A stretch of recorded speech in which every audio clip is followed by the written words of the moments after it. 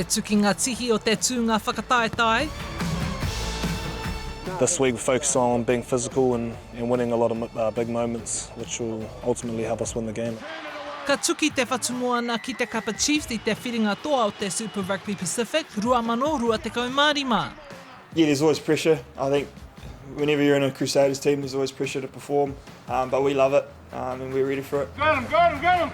Now. Oh, yeah. Ahakoa ko te Whatumoana te tino kapa i tēnei wā, ko te kapa anake kaore anō kia hinga i a rātou i tēnei tau, ko te Kapa Chiefs. I tā karoa Rivers Reihana mo te Kapa Chiefs i mua, engari e ki ana ia, kua huri te tai. I know their mindset, I know what they want to achieve with ball in hand and then on defence as well, so it has been nice sort of,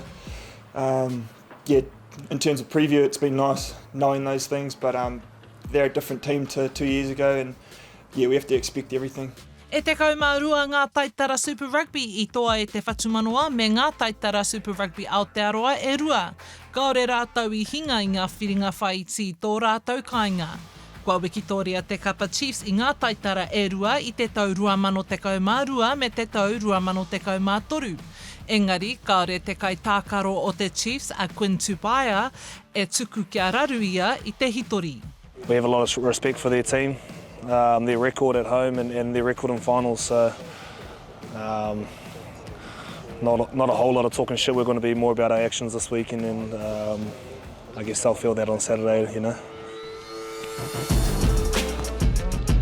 Ka tū te fly half James O'Connor ki tēnei kēmu a te mutunga wiki me ngā kare a roto rangirua, i aia e tuku taua ki ana i tēnei rā, ko tēnei tōna kēmu whakamutunga mo te Whatumoana. To be honest, you got two young men who are incredible players and they're ready for, look what Taha and Rivers have both done in that 10 jersey. So they got some awesome battles to come up the next couple of years, and James White as well. So it's time for the old fella to move on and we'll see what comes next. He's brought a lot of knowledge that he's been able to share with us, both on and off the field. He's been special for us. They are certainly back to their best, the Crusaders. Last time we were at Orangetheory and it's just going to be such a magic occasion. I think, you know, this is a game fitting of the farewell for the stadium as well. Engari, e hara tēnei te pūrongo Whiringa Toa, e ai kia Penney, ka hoki mai a Tamaiti Williams ki te whira. Yeah, he's ready to go. He was on the cusp of being ready last week. I guess it's the blessing of having a great squad. Well, got full faith in our group. We've got a group capable of winning, and the past is the past. This is a one-off occasion. We're at home in front of our people.